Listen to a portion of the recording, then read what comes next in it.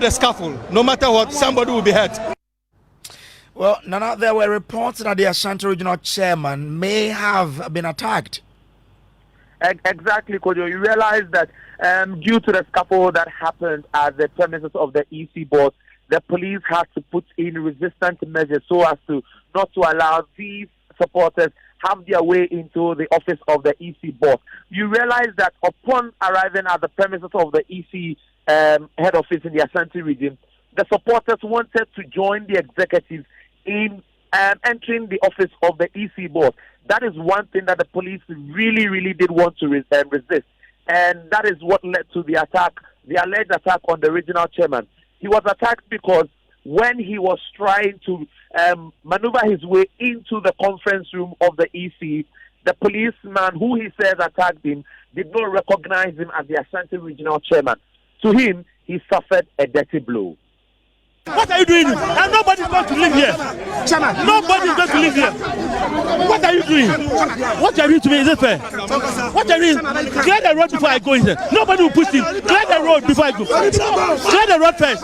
Chairman, what are they doing to you? What are they doing to you? No, clear the road. When you call me, I'll come. Chairman, what are they doing to you? Sir, please, person has given me a dirty blow. He has given you a dirty blow? Dirty blow. And we know him. Why did he give you the dirty blow? I'm trying to enter into the premises and he gave me a dirty blow. And they are saying that place, you are not allowed to get inside there with your supporters. You are the only person who can go there and present a petition. Yeah, and they are refusing me. Because your people are gathered over there. So they should do the right thing, clear the road so that I go inside. Unless nobody is going there. And we are going to sleep here until tomorrow. So that is the NDC's regional chairman there. Now, let's deal more with it because Nana Boachi Yadom is still with me. Nana, how were the EC office glasses shuttered? Well, the main gate that leads to the conference room of the EC or to the inner perimeter of the EC's office was shuttered by these supporters. And it was a glass door, and so they broke into it. But the police also did well by making sure that despite breaking the door, shutting the door, they would not have access into the inner perimeter of the EC office. The main gate into the premises in itself was also destroyed by these supporters who besieged the office this afternoon. And we also heard about some arrests. Tell us more about that. Well, these three persons who were arrested, as I said earlier, were forcing to find their way into the premises of the EC. Well, the police tried to resist them because the agreement they had with the regional NDC was that a few executives alongside a few supporters would make their way into the premises to petition or to send a petition to the regional EC board. But then these supporters were expecting that the police would make way for all of them to move into the premises of the EC board. When the police resisted that attempt, they broke the barricade and then pushed the police off and made their way inside there. The police brought in reinforcements and made sure that some three persons they were able to identify got arrested. And as I speak now, we have the confirmation that they've been granted bail. Grateful to you, Nana Boachi Yadom there. Let's now focus on the Greater Accra region because a lot more happened in the capital as well. And my colleague Maxwell Agbaba has been there all day with the team and joins me in studio with more. Maxwell, it was peaceful here in Accra, was it not? Well, it was very peaceful to the extent that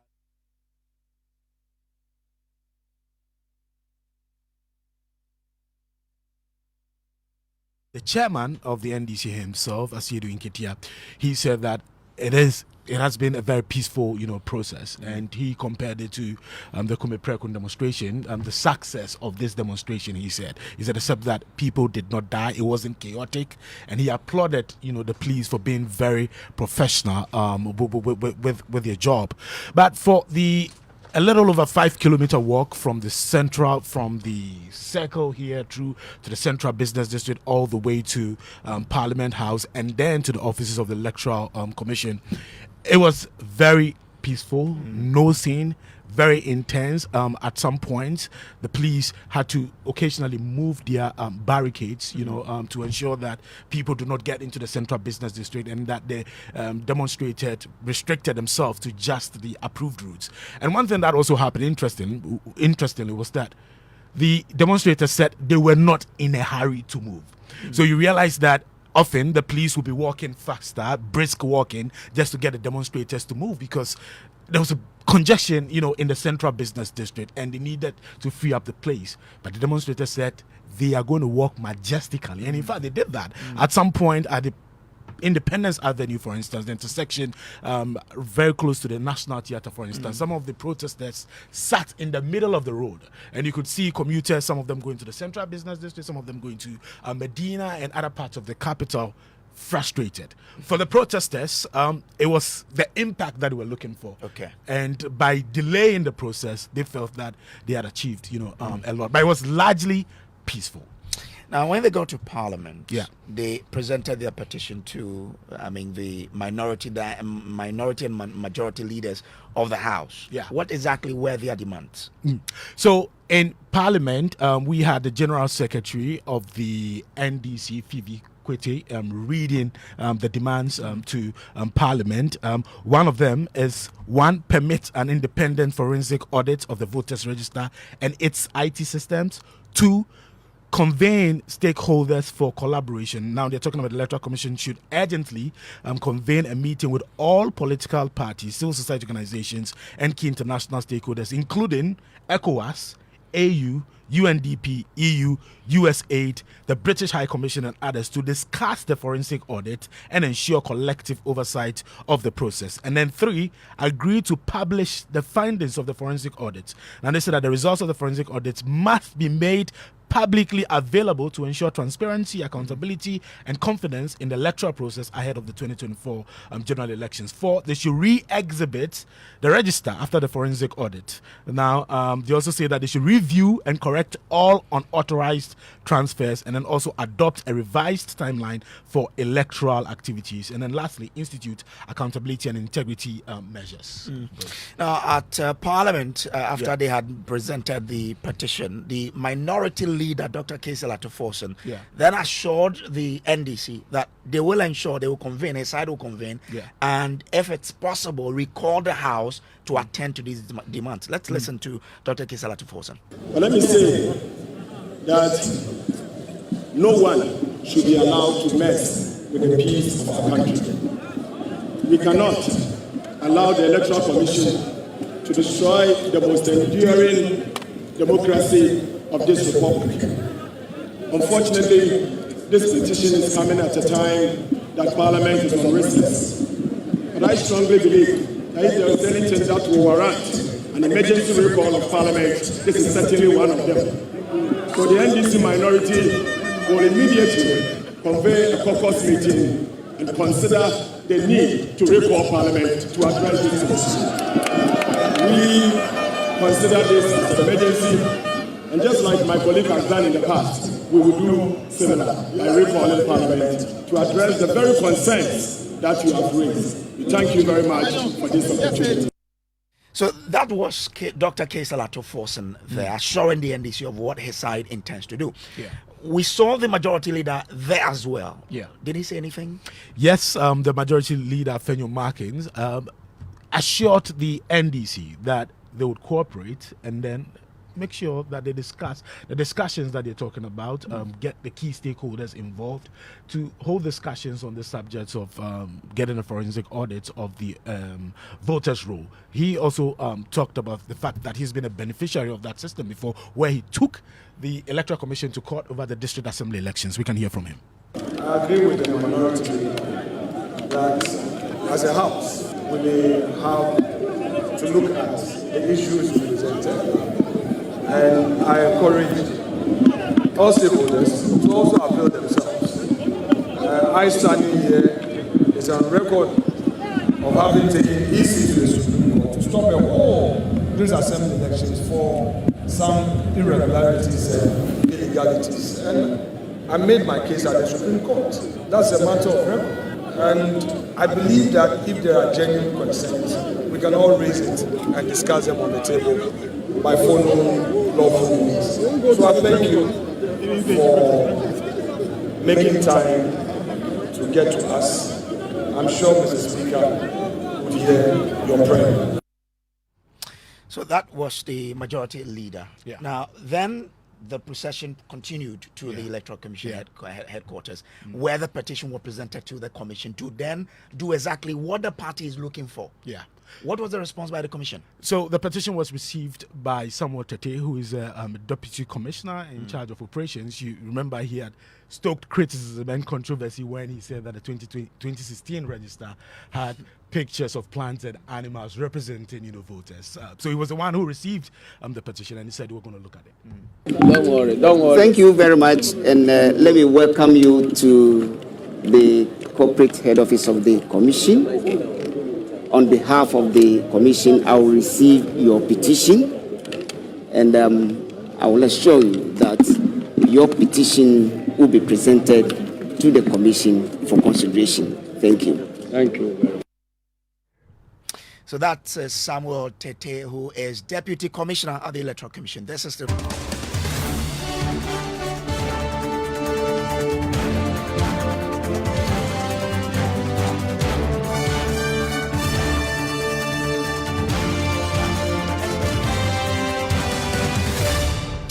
Well, let's do more on this by bringing in Sami Jeffy, who is National Communications Officer of the NDC. Sami, grateful for you to join us here. Now, I mean, you had set objectives before you embarked on this particular protest. Did you achieve your set objective? Yeah, I think that to the extent that the demonstration was a very massive one, to the extent that all the regional capitals had very successful demonstrations, which have been largely peaceful, and to the extent that the issues we are concerned about have been put on the front burner and are being discussed, including this very esteemed platform, I would say that the demonstration has been impactful. However, we wait to see what the response of the Electoral Commission will be. And we have decided to wait for just a week to know how they are going to respond. It is our expectation that they will do the needful, because clearly the intransigence they are displaying is not in the interest of Ghana. It is not even in their own interest.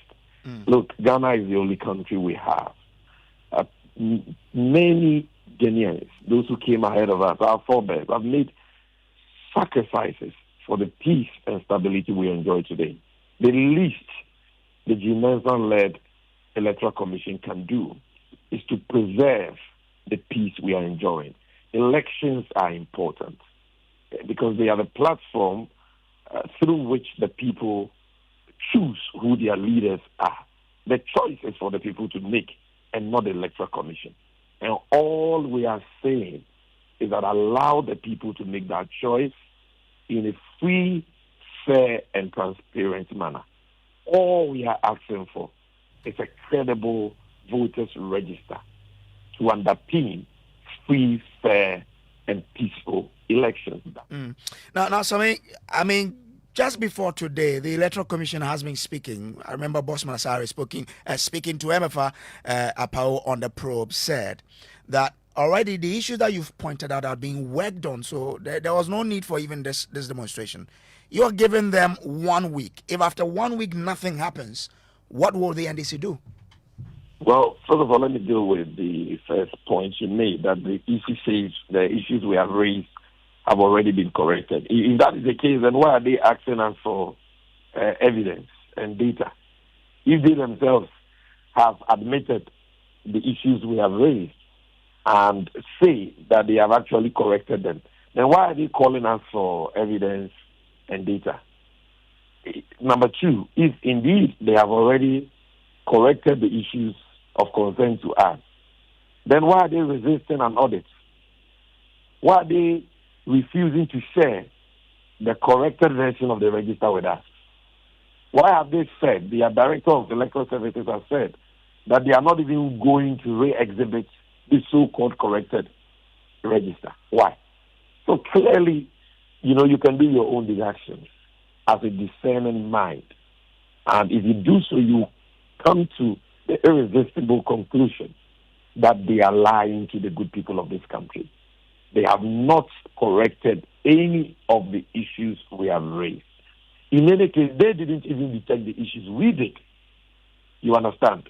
They manipulated the register through their archives in the districts. And we, through our painstaking investigations, have unearthed all the discrepancies, irregularities, and in some cases, clear criminality which has taken place related to the 2024 Provisional Voters Register. So they should stop shifting the goalposts. Sometimes they come out to say, we are inviting the NDC to the discussion table. Please. This is not the time for discussions. This is the time for an audit. So Sammy, I was trying to find out from you that after your 1 week ultimatum, if nothing happens on the part of the EC, what next? What you saw today is just a tip of the iceberg in terms of what we will do to demand transparency, fairness, accountability, and justice from the Electoral Commission. Now, we are not going to pick guns. We are not going to pick knives to kill anybody. We are not going to fight anybody. We are a law-abiding, peaceful political party. We are peaceful, law-abiding, and responsible citizens. And so we will do what the Constitution of Ghana allows us to do, which is to protest. And so we will hold protest after protest after protest, not only in regional capitals, but even in all district offices of the EC, to drum home the point, to bring sufficient pressure to bear on the Electoral Commission to do the needful. My brother, if you have done nothing wrong, if you have not manipulated the register, if the register, is sacrosanct as they claim, and they have nothing to hide, why are they running away from a simple audit?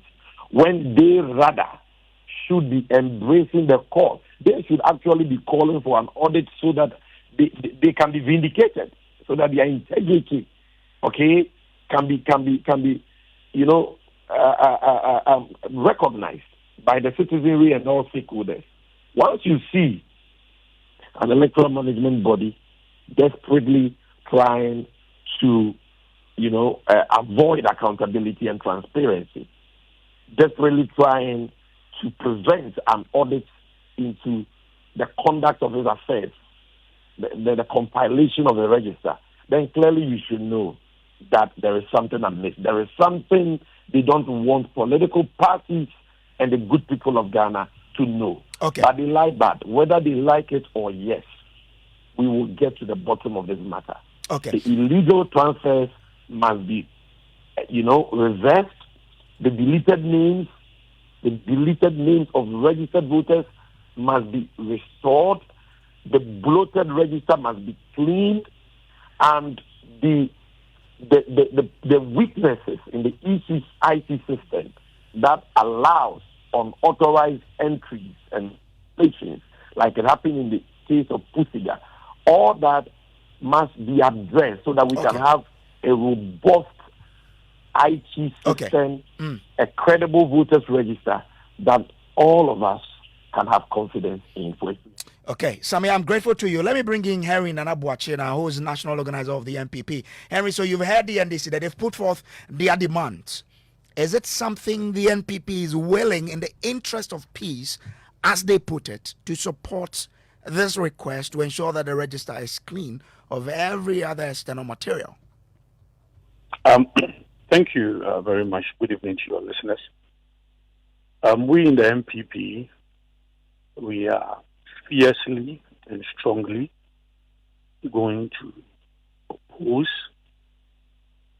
any attempt to introduce any external element or any private entity into the operations of the Electoral Commission.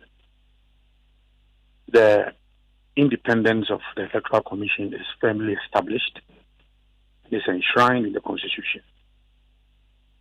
I cannot wrap my head around the narrative that a certain independent private entity should be positioned on the head of the Electoral Commission to go into the fundamental document which is required for the electoral process.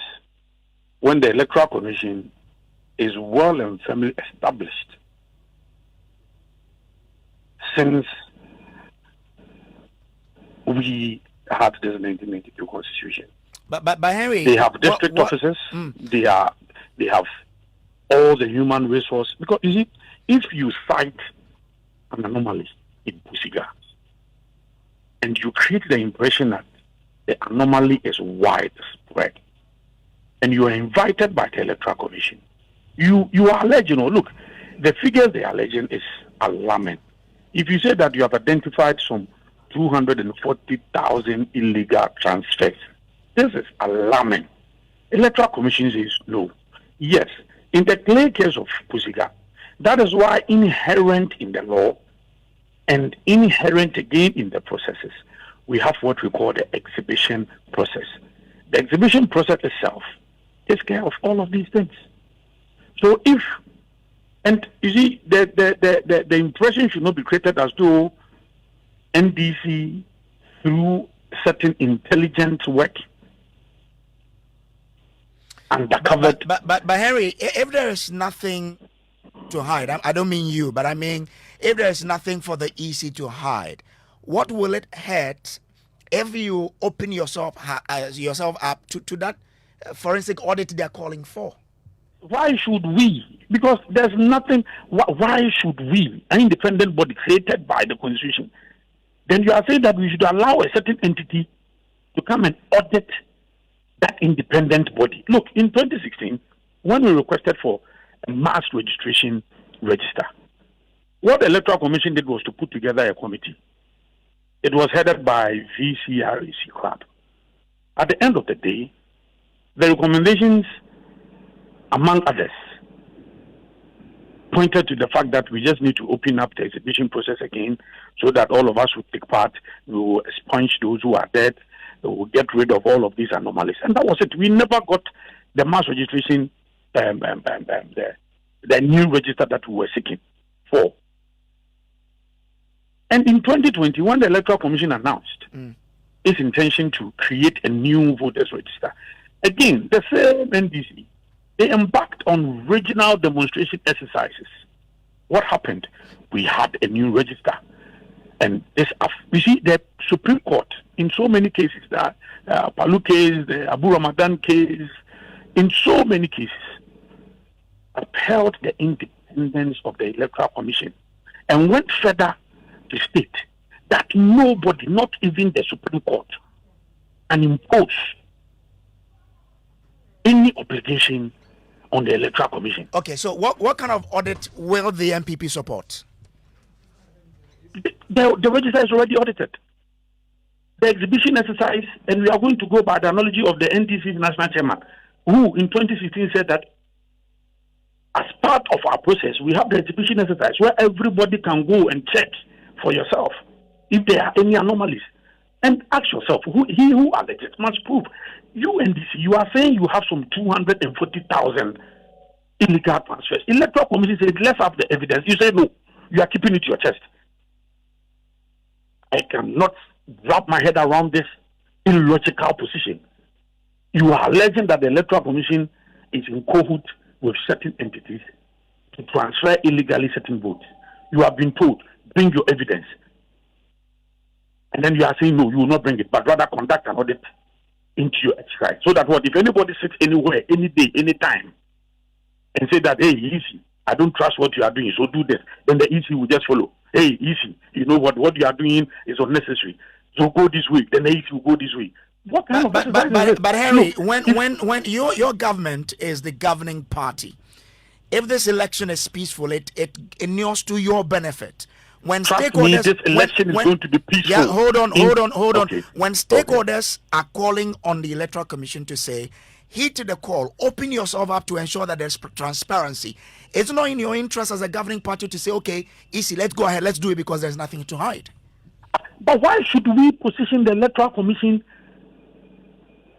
to this suggestion that if anybody should call, bring your evidence? Why are you not calling the NDC to submit their evidence? Look, in 2016, when we said we wanted a new voters register because ABCD, we were put before a committee we did a presentation. Chairman McMenu did a solid presentation where he presented all our evidence. At the end of the day, the committee said, no, this is what we are going to do. We never fought. Bring your evidence. You are saying, bring your evidence. In fact, the media rather should be questioning the NDC. If you are alleging that we have some 240,000 illegal transfers, bring that evidence. You say, no, we are not going to bring it, but rather we are going to demonstrate. Okay, who are you going to demonstrate to? Who are you going to petition? At the end of the day, in all the regional offices, they went to the Electoral Commission's office. Electoral Commission says, my doors are open, even including my windows. If you want to come through the window, come, let's sit down, let's check it. You say, no, you will not bring your evidence. But you ended up submitting your petition to the Electoral Commission. I cannot understand this position. Look, we cannot position such an important electoral body with its independence firmly enshrined in the Constitution. Okay. We cannot be pushing Okay. the Commission in such a way that, look, anybody will say that, look, go this way, and then the Commission will go. Come this way, and the Commission, no. Henry Nanabuache, I'm grateful. Sami Jenfi, they say, bring your evidence. Is the party willing to present that evidence? Okay.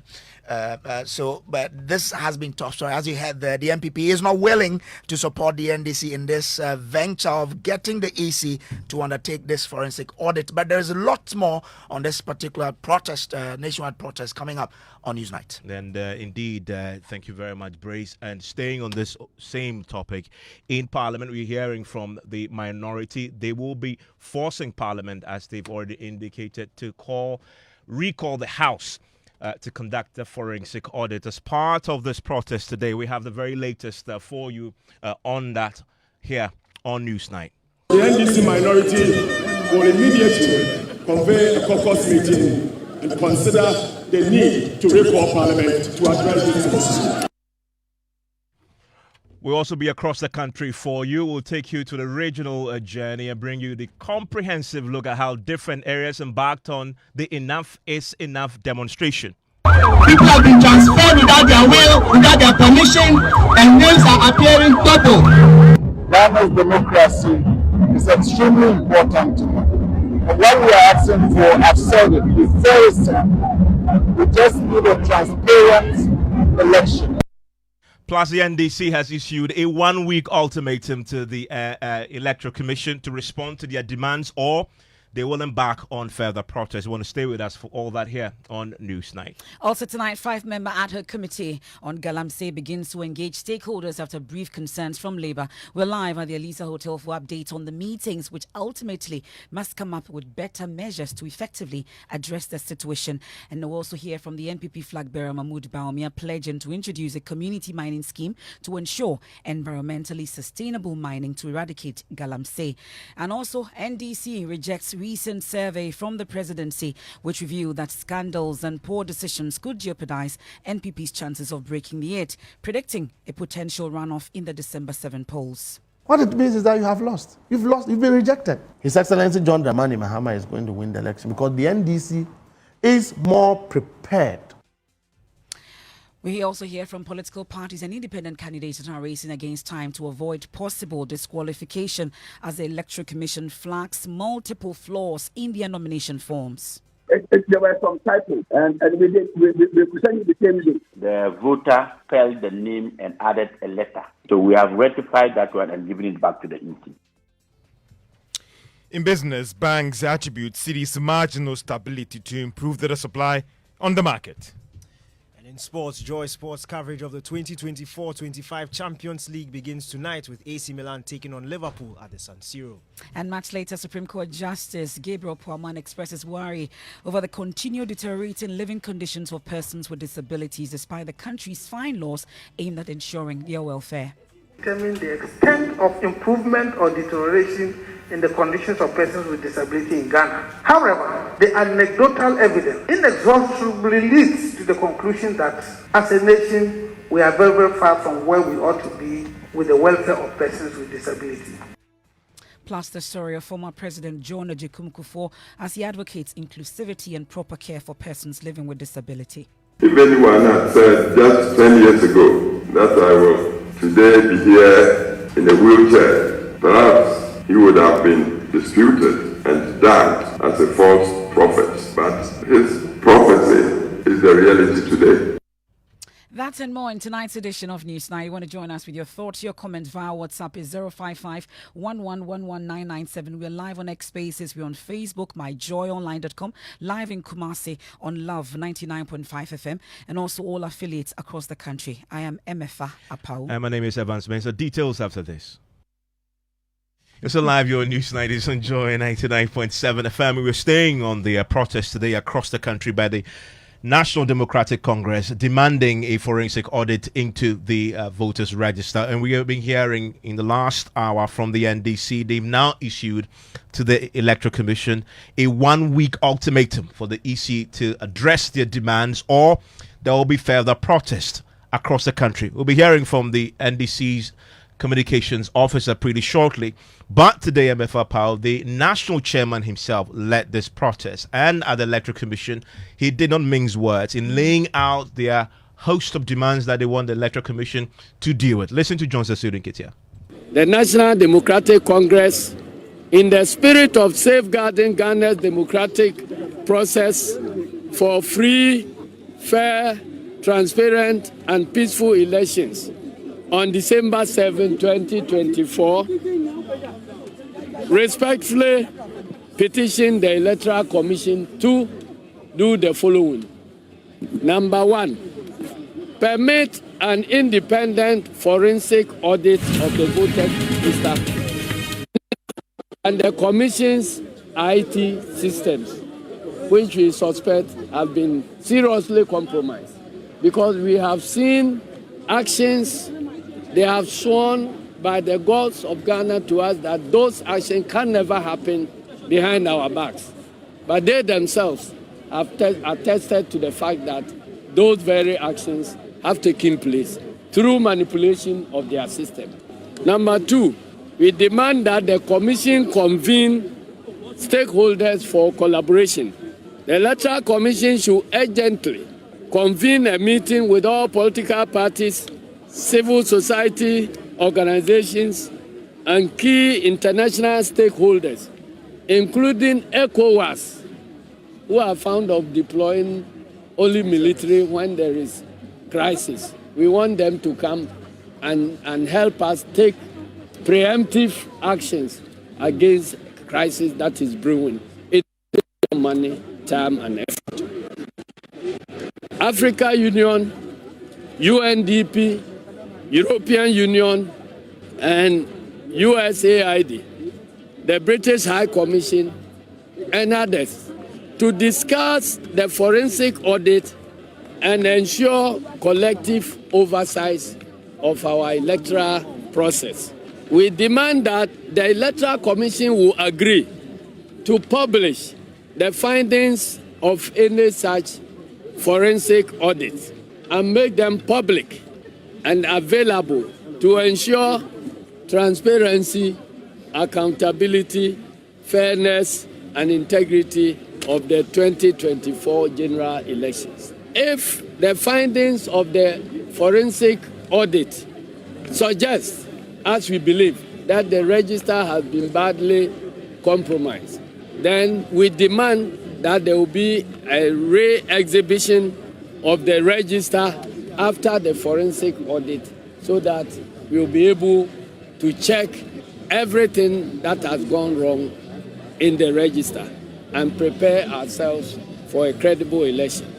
We want the Commission to review and correct all the unauthorized transfers which they themselves have admitted to. We want the Commission to institute accountability and integrity measures to ensure that what we are witnessing now will never happen in systems. It is in your interest that we all look for it. Correct. That's the chairman of the NDC, Johnson Asiedun Ketia. We'll be hearing from the minority leader, also making that push for a recall of Parliament to be able to compel the EC to conduct that forensic audit. But we can hear from the National Communications Officer of the NDC, Sami Jimfi, in the last few minutes, telling us about that 1 week ultimatum that they are giving to the Electoral Commission. we have decided to wait for just a week to know how they are going to respond. It is our expectation that they will do the needful, because clearly the intransigence they are displaying is not in the interest of Ghana. It is not even in their own interest. Look, Ghana is the only country we have. Many Ghanaians, those who came ahead of us, our forebears, have made sacrifices for the peace and stability we enjoy today. The least the G-Nelson-led Electoral Commission can do is to preserve the peace we are enjoying. Elections are important because they are the platform through which the people choose who their leaders are. So Sammy, I was trying to find out from you that after your 1 week ultimatum, if nothing happens on the part of the EC, what next? What you saw today is just a tip of the iceberg in terms of what we will do to demand transparency, fairness, accountability, and justice from the Electoral Commission. Now, we are not going to pick guns. We are not going to take knives to kill anybody. We are not going to fight anybody. We are a law-abiding, peaceful political party. We are peaceful, law-abiding, and responsible citizens. And so we will do what the Constitution of Ghana allows us to do, which is to protest. And so we will hold protest after protest, protest after protest, not only in regional capitals, but even in all district offices of the EC, to drum home the point, to bring sufficient pressure to bear on the Electoral Commission to do the needful. My brother, if you have done nothing wrong, if you have not manipulated the register, if the register, is sacrosanct as they claim, and they have nothing to hide, why are they running away from a simple audit? So that's the National Communications Officer of the NDC, Sami Jemfi, a while ago, on Top Story, on that 1 week ultimatum that they're giving to the Electoral Commission in terms of the conduct of the forensic audit, for which reason they embarked on that nationwide enough is enough demo. I think it's a good time to hit the regions to find out how that demonstration was observed in the entire country. And maybe we start with my colleague Anas Sabit, who monitored the protests from the Bono East region. Let's hear his report.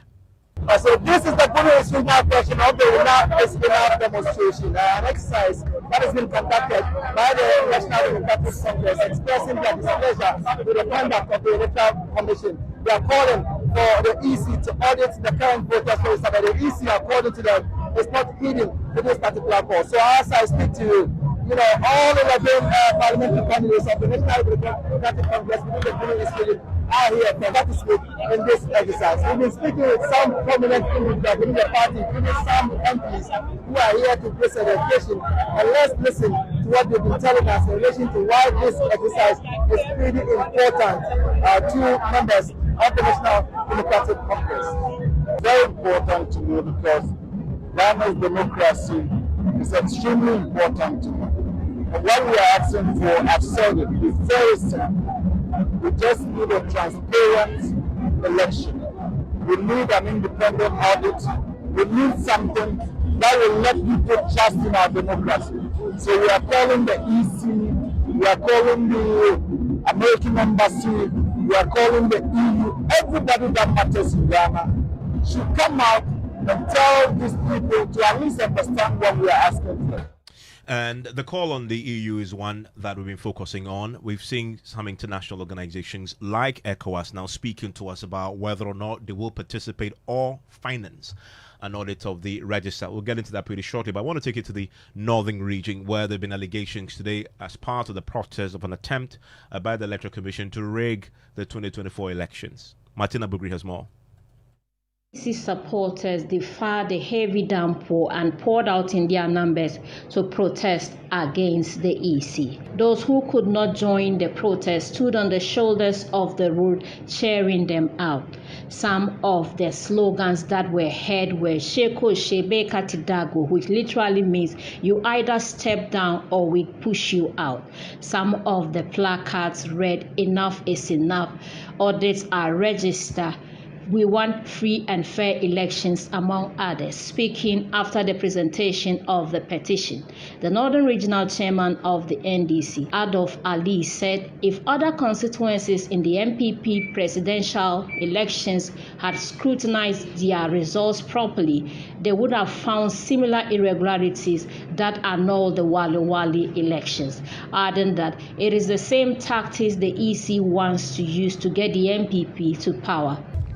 MPP, when they say they are going to break the 8, they don't have the moral right to rule Ghana 1 second after 7th December 2024. And so when they are saying they want to break the 8, these are some of the things that they have at the back of their minds, and so they talk the way they are talking. What is it? Bawumia's home yard, Bawumia's backyard in Wale. What didn't happen? The Northern Regional Secretary of the NDC, Mohammed Abdul Salam, said they will continue to protest until the EC address their concern. Well, from the Northern region, let me take you to the Upper West region, where our regional correspondent Rafiq Salam reports from WA. Hoisting aloft dozens of placards, some of which read, "Where are the voices of concerns? Speak up. Ghana is in the hands of wrong Ghanaians. When the wicked rules, the people suffer. Peace starts with credible register. EC, we need proof that the register is robust. Allow for audit now. And Jane Mensah is a national disgrace." The demonstrators couple of times paused at the main traffic light at Sapairi and at the Sano corner at Poguri for an address from the various parliamentary candidates and the party's regional chairman. Because it's overbloated, people have been transferred without their will, without their permission, and names are appearing double. This register is not fit for purpose. And after that forensic audit, we are asking that we should have another exhibition for us to all see.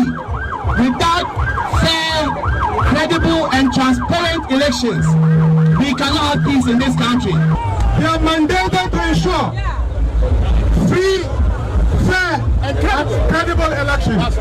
We are not tolerating anything short of a credible voters register.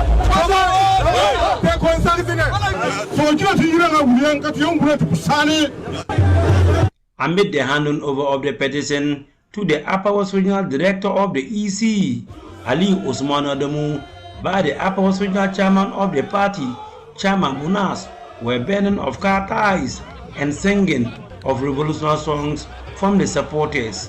Ali Osman Adamu, upon receiving the petition, pledged to do the needful. Right from here, a scanned copy of this petition will be sent to the head office of the commission very urgently. And then the hard copy will also move from WA to the head office today. So that's the assurance I can give you. I will only be a conduit to send these things to the head office, and I will definitely do that. Reporting for the news, Rafiq Salam. Wow.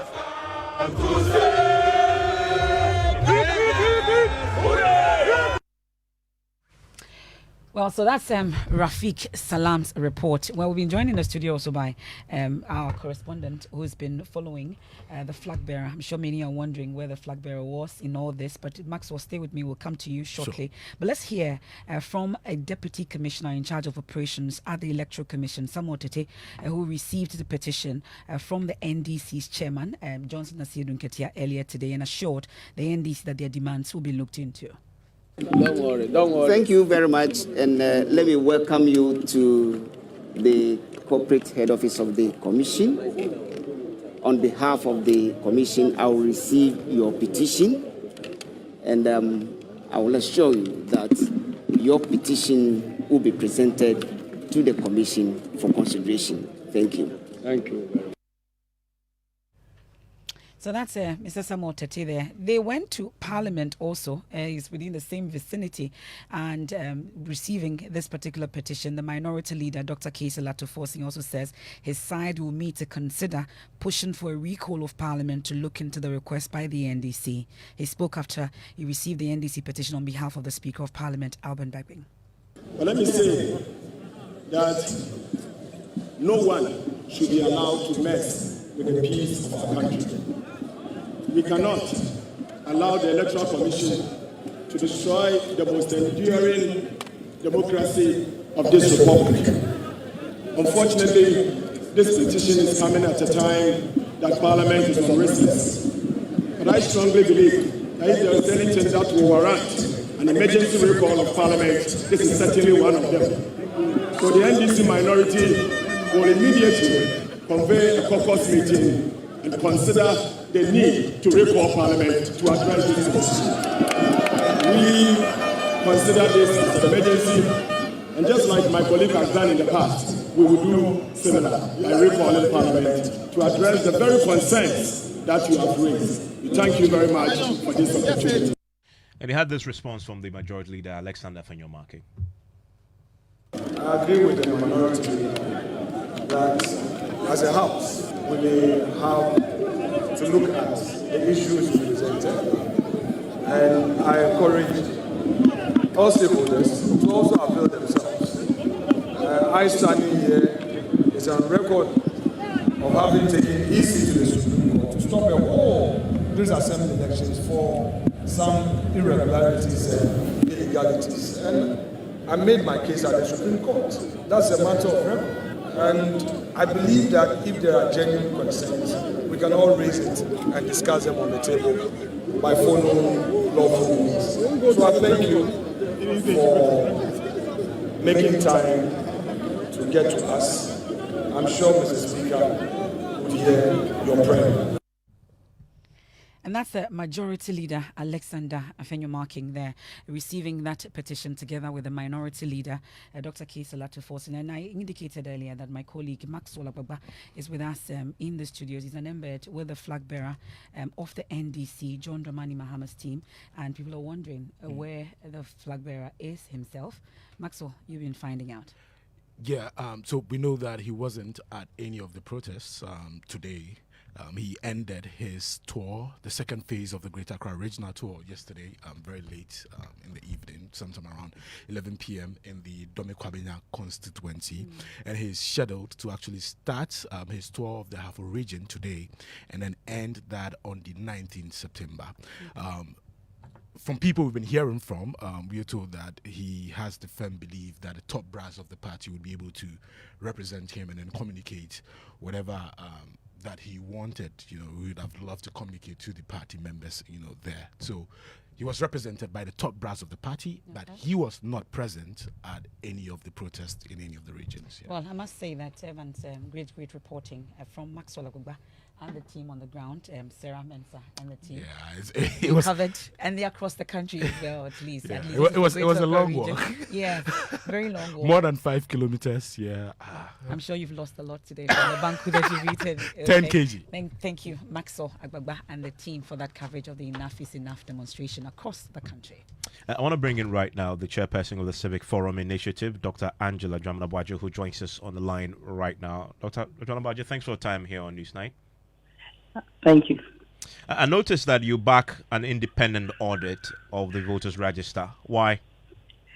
Well, we think that it's important for us to have a credible register.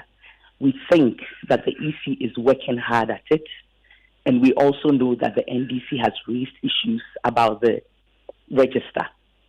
We are not even thinking about a forensic audit. I think we can come to the table and agree on a very reasonable way of auditing this register to the satisfaction of all parties. And believe me, it's beyond the NDC. It's for all Ghanaians. So if such issues have been raised, some of which have been shared with the EC and the public, I think that it's okay if we have a sort of an independent audit. Have you reached out to the EC already on this? Well, we started talking, and I'm sure it will continue. But if you listen to the EC, there's no basis for an audit, whether independent or forensic. Yes, but I think that when two parties sit at a table, and even beyond the two parties, other parties join, we can come to some agreement about what's possible. So we shouldn't shut the door. The EC hasn't shut its door to dialogue. Okay, I'm sure the NDC, being a reasonable party, would also continue to dialogue. And I think that when two people are reasonable enough, or two parties are reasonable, they can reach an applicable agreement that everybody can live by. What about the NDC? Have you reached out to them? That's also started. But their position sounds very entrenched. They want this or nothing else. In fact, today they've issued a one-week ultimatum to the Electoral Commission to comply, or we're going to see more protests. Well, I'm sure that the NDC wants to keep Ghana together so that if it should come into power, it will have people to rule over, okay? So, I mean, even though they have every right to demonstrate and so on, how long can it go on? At a point, we all have to break and sit down at the table. And mediating is nothing new, okay? It happens all across our sub-region. It happens in, globally and so on. So this is something that I believe it's a bridge we will cross. When you request for an independent audit, is it based on an assumption at the Civic Forum Initiative that there may be something fundamentally flawed with the register as we have it? It may not even be fundamentally flawed, okay? But there may be flaws, there may be errors. As a country, we want to have a certain kind of a register that we can all be very confident in. If you disenfranchise 3, 4, 5 people, that's one more than enough, okay? So as much as possible, at CFI, we believe that we should have a credible register, and I believe the EC is working hard at it. The only thing is that a party has raised issues, okay, and they feel very strongly about it. What do? We need to get them to sit at the table, and other parties should join them. And we are pretty sure there will be a breakthrough. We will come to some agreement, because on December 7th, we will go to the elections. And when we go, we'll have to vote for this person or the other. It's important that we sit down. Thank you very much. That there is Dr. Angela Dramana-Boadjeh. She is the chairperson of the Civic Forum Initiative. We have a statement now from the police. Giving an update on everything that transpired today across the 16 regions, they begin by thanking the general public for their cooperation. They also talk about the fact that the demonstration ended peacefully in all locations, with the exception of an isolated incident at Kumasi in the Ashanti region. They give further details to what exactly happened in Kumasi. They say, contrary to the arrangement agreed between the police and the organizers, the demonstrators attempted to push their way into the premises of the Electoral Commission and pelted the police with stones. The police managed to bring the situation under control and calm was restored. However, one police officer was injured during the incident and he is currently receiving medical attention. And it adds that the Inspector General of Police himself, Dr. George Akufu-Dampare, has reached out to this particular police officer via telephone call and wished him well, and that the police has since commenced investigations into the incident, and goes on to thank all stakeholders, including the organizers, the demonstrators, the Electoral Commission, the media, and the commuting public for their cooperation throughout the exercise. And it concludes by saying that the IGP and the entire leadership of the police service is expressing their profound gratitude to all police officers across the country for their continuous patriotic dedication and commitment to security, law and order in our beloved country. And we've also heard from ECOWAS today, and they say that the state institution, the Electoral Commission, has the capacity to conduct an audit, and the calls to the likes of ECOWAS and the UNDP is one that they've heard, but they rather leave that decision to the Electoral Commission. There's a lot on this across our social media platforms and on myjoyonline.com. You can follow that for yourself. And Georgia Face here, though, with business. And right after business, we'll take you to the Elisa Hotel, where the ad hoc committee on Galamsey meeting with organized labor ends inconclusive as TUC places 6 new demands before government, demanding engagement with chiefs and other stakeholders. Let's do business now. George, what do we have? Well, MFA coming up in business. Bank of Ghana Governor Dr. Ernest Addison highlights progress made to de-risk the agricultural sector as more commercial banks are now lending to businesses and firms in that space. And UK government announces a £2 million fund to support technological innovation in Ghana and Nigeria. The business news on Newsnight is brought to you by MTN Business, welcome to the new world of business. Kingdom Books and Stationery, Syntax Tanks, and Pepsodent Herbal and Charcoal.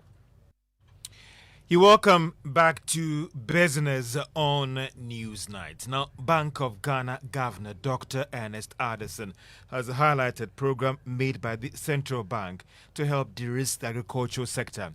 The governor has been talking about how the establishment of the Ghana incentive-based risk-sharing system, agricultural lending, has also helped in improving lending to that area, which used to be a challenge in the past.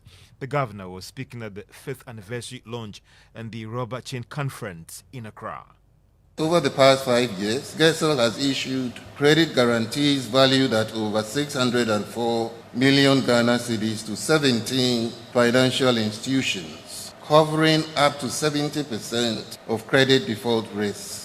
Under the Credit Guarantee Scheme, GESEL has launched or channeled 1.8 billion of Ghana cedis worth of loans at relatively lower interest rates to about 137 agri-businesses located in 72 districts across 15 regions. In its operations, GESEL recognized the untapped potential in the rubber sector and stepped in to facilitate the entry of indigenous processors. Bank of Ghana Governor Dr. Ernest Addison. Now, the UK government has announced the setting up of a £2 million fund to strengthen science, technology and innovation in Ghana and Nigeria. The UK Minister for Africa, Lord Collins, made this known at the short ceremony in Accra to announce call for proposals to fund the fund. It was a great first step to attract potential investors and donors, and I'm sure many more steps will follow. That brings me to the second thing that the United Kingdom is doing to boost our partnership, and it gives me great pleasure to launch this Sankoli call for proposals in partnership with the governments of Ghana and Nigeria. Named after the historic Sekolah University, that renowned medieval centre of learning, the fund will provide almost £2 million to strengthen technology and innovation across West Africa. Lord Collins is the UK Minister for Africa. Now, more firms are reducing the price of petroleum products at the pumps. The latest is Petrosol, which has dropped the price of petrol by some significant margin. It's selling a litre 12 Ghana cedis, 88 pesos. Diesel, on the other hand, is also going for 13 Ghana cedis, 98 pesos. The development has been linked to the cedi's marginal stability and the continuous reduction in the price of crude oil on the international market. Meanwhile, the Chamber of Petroleum Consumers has maintained that it was surprised by the margin of reduction put out by most of the oil marketing companies. Duncan Amwa is the Executive Secretary of the Chamber of Petroleum Consumers. We're looking at between 4 and 5%. The market has responded with about 8%. And overall, that should be some good news for those of us running the streets, buying fuel, morning to evening. And this for us is a very positive development. Again, we foresee a situation where prices could decline further even in the coming weeks, especially for the month of October.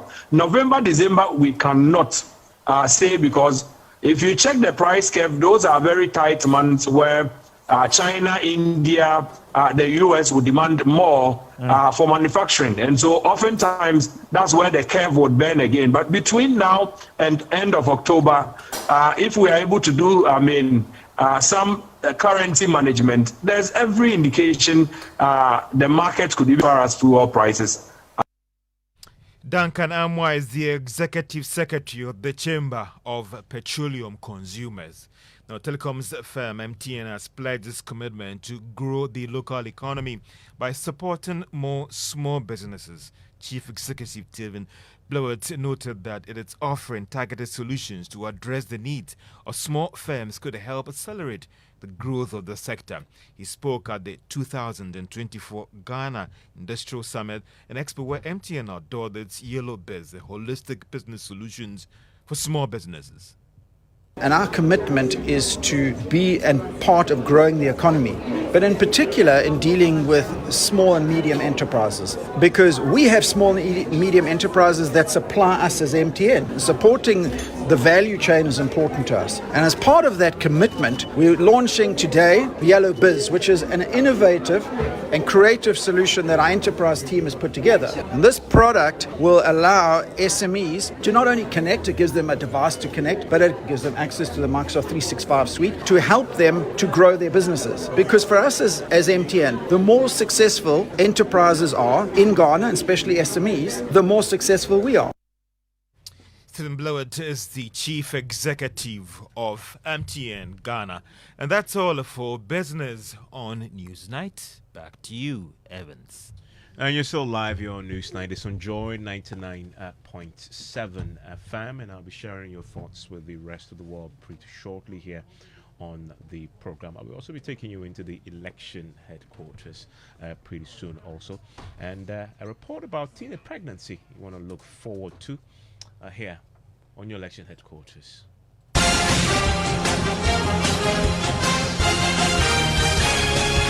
Election Headquarters is brought to you by Petrosol Platinum Energy, energizing dreams, the Chartered Institute of Management Accountants (CIMA) and the American Institute of Certified Public Accountants (AICPA), together as the Association of International Certified Professional Accountants, German Ozone Medical Center, Alternative Therapy, Dental, Wellness and Beauty, Chopbox Technologies, a convenient service, and Youth Bridge Foundation, bridging the gap for positive youth development.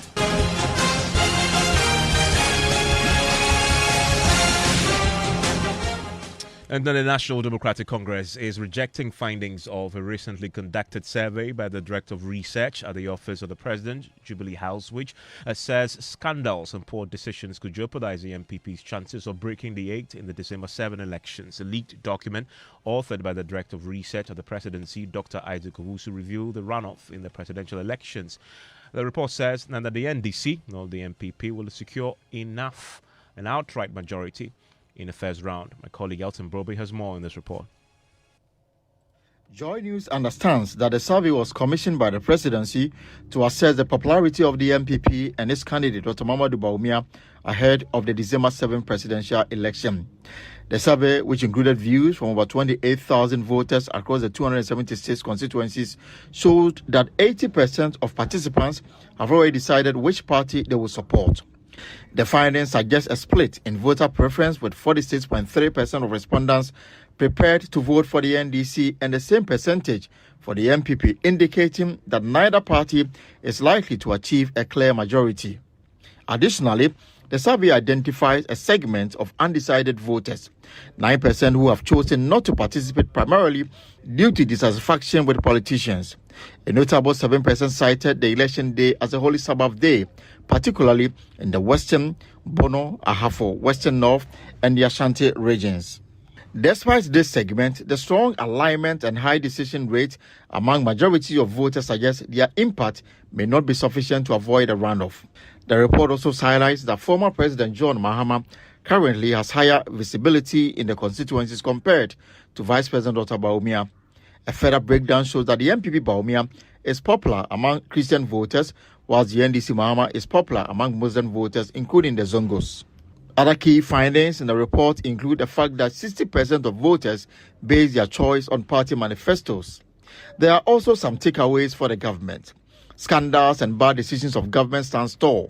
According to the report, these create unnecessary disaffection within the party as well as amongst independent-minded voters. The report also identified voter apathy as a major threat to the MPP in the December elections, especially among core supporters in the party's strongholds. Well, responding to the findings, the NDC says they will win elections in one round. Musa Fagbande is the Deputy General Secretary. After so-called one village, one dam, one district, one factory, Agenda 111, planting for food and jobs, $1 million, one constituency, and all NAPCO and all of that. You claim you have done all of this. They claim Ghanaians are satisfied. In the history of this country, from the time of Dr. Kwame Nkrumah, no president have developed Ghana like. If you are still battling with incompetent NDC at 46 point what percent? 3. 2.5 months to elect, it means you have lost. What it means is that you have lost. You've lost, you've been rejected. If they were saying that they were even doing 55%, then I will be a bit scared. And it doesn't scare you at all? No. What it means is that you have lost. Because, look, they have normalized corruption. They have normalized opulent behaviors. They have normalized everything unthinkable in governance. They have abused state institutions. They've collapsed companies. Businesses are folding up. Investor confidence is dead. Of course, what else will you expect? His Excellency John Dramani Mahama is going to win the election because the NDC is more prepared, fortified, ready, deliberate and intentional about winning the 2024 election. Well, the MPP's flag bearer, Dr. Mahmoud Bawumia, has been campaigning in the Greater Accra region today. He's been in the Bon Katamansa constituency, where he's been promising to introduce community mining schemes that will ensure that small-scale mining industry is sanitized and regularized. Is that we are a country of religious tolerance, peace and religious tolerance. In my own family, half of us, my father had 17 children, 9 of us are Christians, 8 of us are Muslims, right in my own family. And even though I am a Muslim as vice president, I am also the patron of the Methodist Boys Brigade of Ghana. And this is what is beautiful about our country, that we are able to live with each other in peace and in tolerance. So if by the grace of God I become president of this country, I will be a president for all of Ghana. Whether And that is Dr. Mahmoud Bawumia on the campaign trail. It's now time for sports, and Cranton is here. Hi, Evans. Let's go straight into the stories and Joy Sports coverage of the 2024-25 UEFA Champions League campaign starts later tonight at 7 p.m. on Hits FM. Featured game is between AC Milan and then Liverpool. It is a repeat of the 2007 and the 2005 UEFA Champions League finals. A couple of games have already happened today. Juventus, they were 3-1 winners over PSV, as well as Aston Villa beating Young Boys of Bern by 3-0. That brings an end to sports. Back to you, Evans. Thank you very much, Cranting. So live here on Newsnight on Joy 99.7 FM. And it's time for hashtag No to Galamsey. And that 5-member ad hoc committee set up by government have been locked up in deliberation with stakeholders over the devastating Galamsey menace. Evans, last night you were engaging Labour on this particular issue, whether they will be part of this meeting. There were meetings they held today. After that meeting, they agreed to meet the 5-member ad hoc committee in spite of the earlier stance that they took. Well, the committee chaired by the Minister for National Security, Albert Kandapa, is expected to assess the effectiveness of the measures implemented to address the environmental damage caused by illegal mining across the country, and then also recommend better measures government can adopt effectively to address the situation. There was a development at today's meeting, and my colleague James Kwesi Aveji has been there all day for our speech camp there and joins us in studio. What happened? Well, MFR, the other members of the committee, which are the Lands Minister himself, the Information Minister, the Defense Minister, as well as the Labour Relations Ministers, were all in that meeting, and that happened between them and the organised labour. Now, after the meeting, they wouldn't let us in, and so we caught up with organised labour General Secretary, Mr. Joshua Ansah, who said that their demands have increased from 3 to 6 other meeting. Originally in our press statement it was 3, inclusive additional ABC, making it 6, but in disguise it was 3. State of emergency, declaring state of emergency, deploying the police, and also revocation of the LI 2462. Now, at this meeting, we have added 3 more important additions, and they are the EI 234 to be revoked. Number 2, chiefs who are the custodians of our lands are to be brought on board. I mean, the various stakeholders who matters in this matter are to be brought on board. And finally, depoliticization of this Galamsey menace.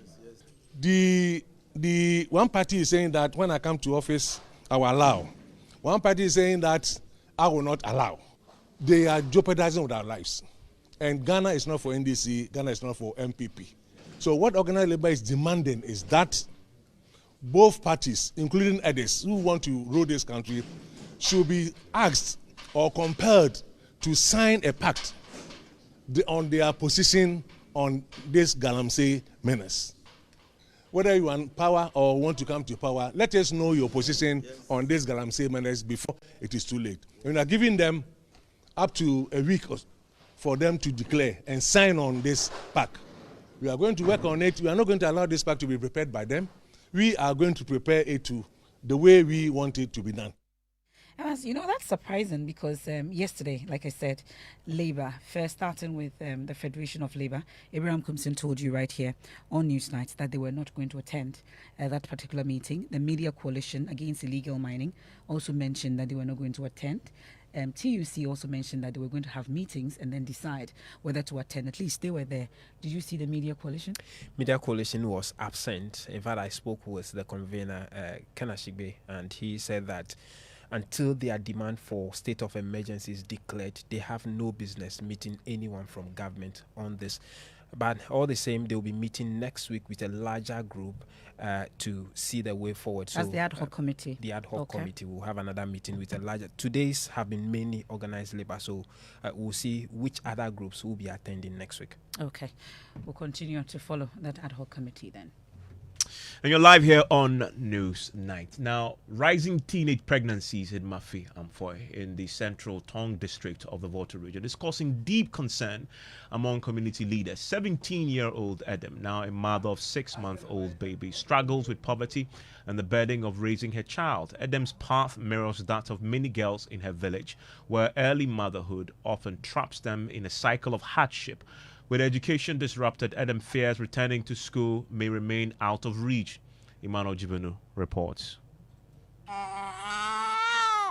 Just like an unwelcome weed in a fertile soil, teenage pregnancy has got community leaders worried. Most of the youth now are dropouts. Some because after their GSS, they don't have any other way to do. It is creating a lot of teenage pregnancy in the community. Meet 17-year-old mother Edem. She's currently nursing a 6-month-old baby. Life is difficult for the family, and to even afford one meal a day is a luxury. Edem recounts how she was lured into having sex with a male friend when he promised to cater for her.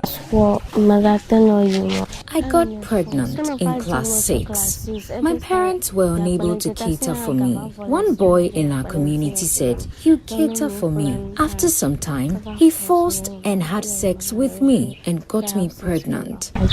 Her education is disrupted because parenting has now taken the front row. The pregnancy has really affected my education.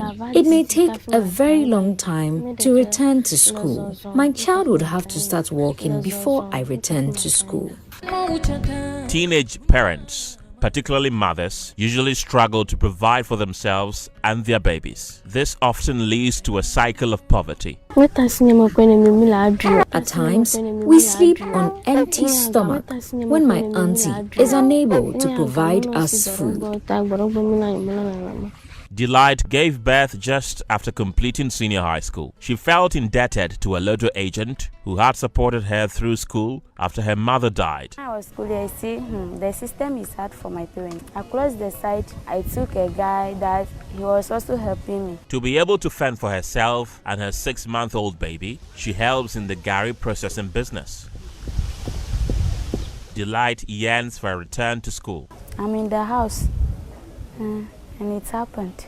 Financial problem. If not, it will not happen like this. And along the way, I don't even know my father. It was only my mother throughout, so you know the pressure that she will be having. By now, I'm selling some soapy.